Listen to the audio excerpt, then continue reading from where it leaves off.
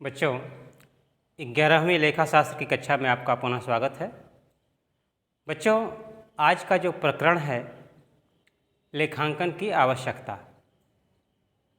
आखिर लेखांकन की आवश्यकता एक व्यवसायी को क्यों पड़ती है, हम उस पर चर्चा आज करेंगे और उससे संबंधित बातों को हमने इस बोर्ड पर अंकित किया है। आइए इसको पढ़ करके समझते हैं।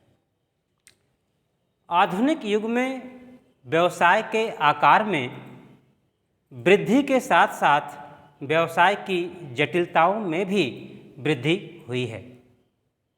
कहने का आशय है कि पहले व्यापार का स्वरूप छोटा था, सौदे कम हुआ करते थे, लेकिन आज व्यवसाय का आकार भी बढ़ चुका है और व्यवसाय की जटिलताएं भी बढ़ी हैं।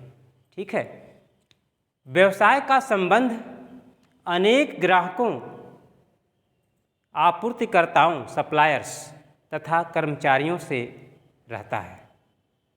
हमारे जो व्यवसाय हैं उसका संबंध ग्राहकों से भी होता है, सप्लायर्स से भी होता है, कर्मचारियों से भी होता है और इसलिए व्यावसायिक जगत में सैकड़ों हजारों लेन देन होते रहते हैं।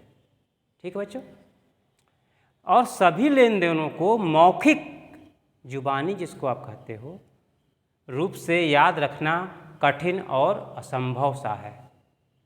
ठीक है, सभी व्यवसायी प्रति वर्ष यह जानना चाहते हैं कि उन्हें उस वर्ष कितना लाभ हुआ या हानि हुई। वर्ष के अंत में व्यवसाय में कितनी पूंजी लगी हुई है, उसकी लेनदारी तथा देनदारी कितनी है, ये सारी बातों को वह जानना चाहता है। बच्चों, इन सूचनाओं को प्राप्त करने के लिए यह आवश्यक है कि प्रत्येक व्यावसायिक लेन देन का पूर्ण एवं नियमानुसार लेखा किसी वैज्ञानिक लेखांकन पद्धति से किया जाए। अब आप समझ गए होंगे कि लेखांकन की आवश्यकता क्यों है हमें। ठीक है बच्चों, तो आइए अब इसके आगे हम लेखांकन के अर्थ और परिभाषाओं के बारे में जानें। बच्चों, अब हम लेखांकन के अर्थ और परिभाषा की बात करेंगे, तो आइए पहले अर्थ देखें। लेखांकन का आशय वित्तीय स्वभाव के सौदों को क्रमबद्ध रूप में लेखाबद्ध करने,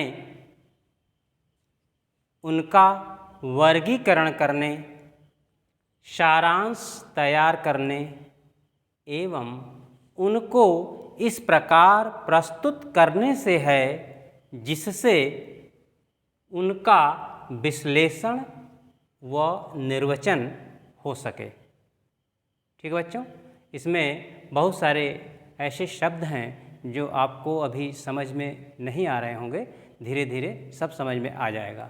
आइए एक बार और देख लें। लेखांकन का आशय वित्तीय स्वभाव। अब देखिए, यही वित्तीय स्वभाव क्या मतलब है? फाइनेंशियल नेचर इसको इंग्लिश में बोलते हैं। अर्थात वह सौदे जो हुए हैं उसको मुद्रा में मापा जा सकता है, वो मौद्रिक लेन देन है, उसी को वित्तीय स्वभाव का लेन देन कहा जा रहा है। सौदे अर्थात लेन देन क्रमबद्ध रूप में, सीरियली। ठीक है, लेखाबद्ध करना, लिखना, एक निश्चित पुस्तकों में लिख लेना। उनका वर्गीकरण करना, उनके सौदों के स्वभाव के आधार पर उन्हें वर्गीकृत किया जाता है। सारांश तैयार करना, उसकी एक समरी बनाई जाती है, जो आगे आप पढ़ेंगे कि समरी का अर्थ यहाँ क्या होता है। एवं उनको इस तरीके से हम प्रस्तुत करते हैं कि जिसके सामने यह प्रस्तुत हो वह इसे अच्छे से विश्लेषित कर सके और इसके अर्थ को समझ सके। ठीक है, तो ये आपका अर्थ हो रहा। लेखांकन की परिभाषा। परिभाषाओं में देखिए, American institute of certified public accountants AICPA के द्वारा परिभाषा दी गई है आइए इसको पढ़ लेते हैं। लेखांकन सौदों एवं घटनाओं को, अब घटना इसमें शब्द आ गई, ठीक है। घटना यहाँ पर लेखांकन में जो घटित होती है उस घटना की बात हो रही है, इसकी चर्चा हम बाद में कर लेंगे। सौदों एवं घटनाओं को जो आंशिक रूप में, पार्शियली या कम से कम एटलीस्ट वित्तीय प्रकृति के होते हैं। देखिए यहाँ पर भी कहा गया कि जो लेखांकन में जो सौदे होते हैं या फिर घटनाएं होती हैं वह जो है वित्तीय प्रकृति के जरूर होंगे। प्रभावपूर्ण विधि से, कोई अच्छी विधि से एवं मौद्रिक रूप में लिखने, यानी सौदों का हम मौद्रिक रूप ही लिखते हैं।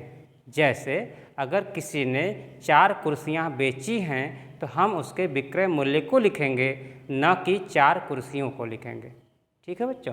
तो मौद्रिक रूप में लिखने, वर्गीकृत करने और सारांश में व्यक्त करने तथा उनके परिणामों की व्याख्या करने की कला है। अर्थात उस लेन देन का क्या परिणाम हुआ, लाभ या हानि, उसकी व्याख्या करने की एक कला है। अर्थात AICPA जो है लेखांकन को एक ऐसी कला की संज्ञा दे रही है जो सौदों और घटनाओं को, जो कि मौद्रिक रूप के होते हैं, वित्तीय प्रकृति के होते हैं, उसको इस तरीके से लेखाबद्ध करती है कि उससे जिसके सामने प्रस्तुत किया जाता है वह उसके परिणामों को समझ सकता है, विश्लेषित करके उसका निर्वचन कर सकता है और सूचनाओं को निकाल सकता है, ठीक है। अब आइए स्मिथ एवं एशबर्न के अनुसार देखें इन्होंने कैसे इसकी परिभाषा दी। इन्होंने कहा लेखांकन मुख्यतः वित्तीय स्वभाव वाले व्यावसायिक व्यवहारों, इन्होंने भी कहा कि इसका स्वभाव जो होता है वो वित्तीय नेचर का होता है और व्यावसायिक लेन देनों को ये लिखता है, ठीक है, व्यक्तिगत लेन देन को नहीं। जो व्यवसाय से संबंधित लेन देन हो उसको यह लिखता है। और घटनाओं, यहाँ भी घटनाओं का वर्णन है, ठीक है, इसकी चर्चा हम बाद में करेंगे, जब हम शब्दावलियों की चर्चा करेंगे तब वहाँ बता देंगे। के लिखने एवं वर्गीकरण करने का विज्ञान है।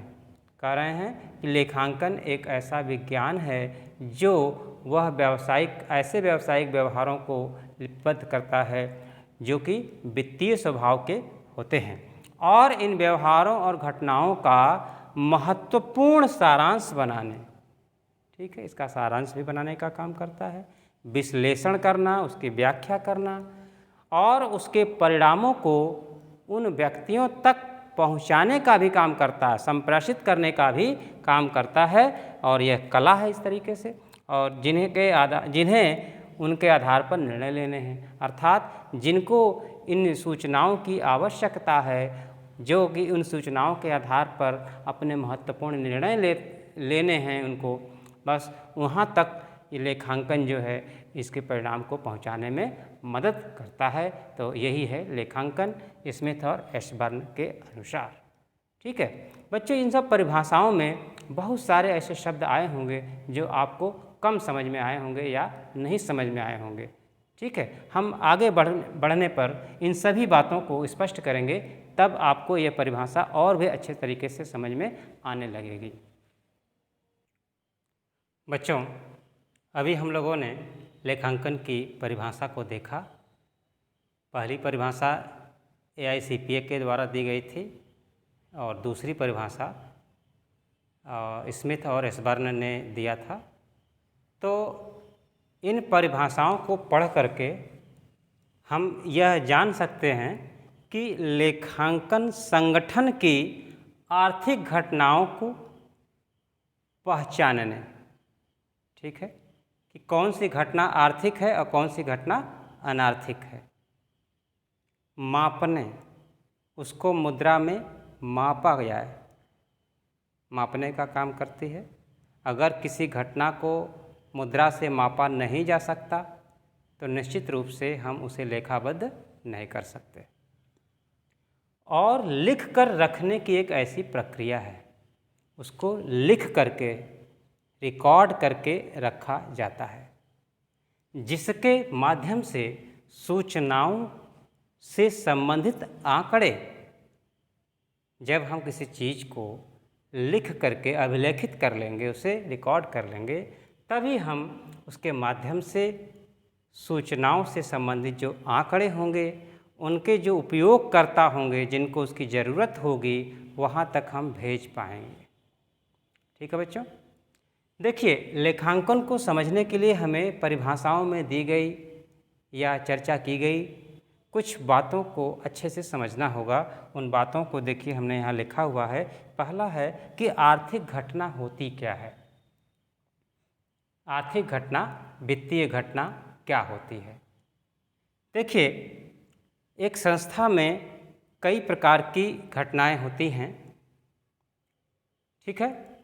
अब आर्थिक घटना क्या है उसमें, यानी ऐसी घटना जिससे संस्था का जो धन है उसमें वृद्धि हो अथवा कमी हो, वह आर्थिक घटना मानी जाती है। ठीक है। पहचान, अर्थात कौन सी घटना आर्थिक है और कौन सी घटना अनार्थिक है, उसकी पहचान करना। मापन, उसको मुद्रा में मापना। कोई घटना आर्थिक तो है लेकिन उसको मुद्रा में हम नहीं माप सकते, तो हम नहीं लिख पाएंगे उसे।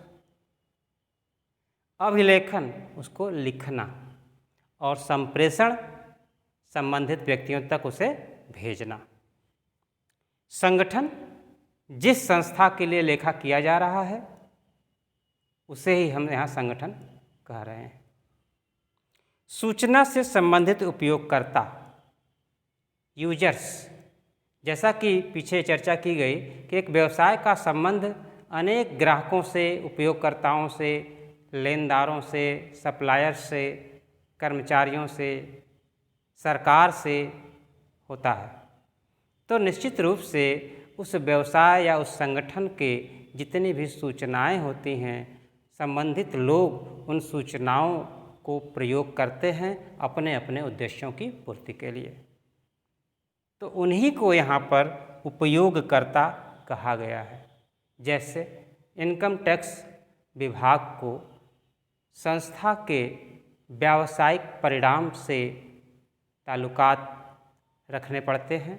उनको यह जानकारी चाहिए कि कौन सी व्यवसाय का लाभ या हानि कितनी है और टैक्स का क्या उसकी लेनदारी बन रही है उस पर। ठीक है बच्चों। तो हमने कुछ ये जो शब्द थे उनको समझाने की कोशिश की है। आगे भी हम इन चीज़ों को समझते रहेंगे। तो आज के लिए इतना ही। आगे अगले वीडियो में मिलते हैं। धन्यवाद।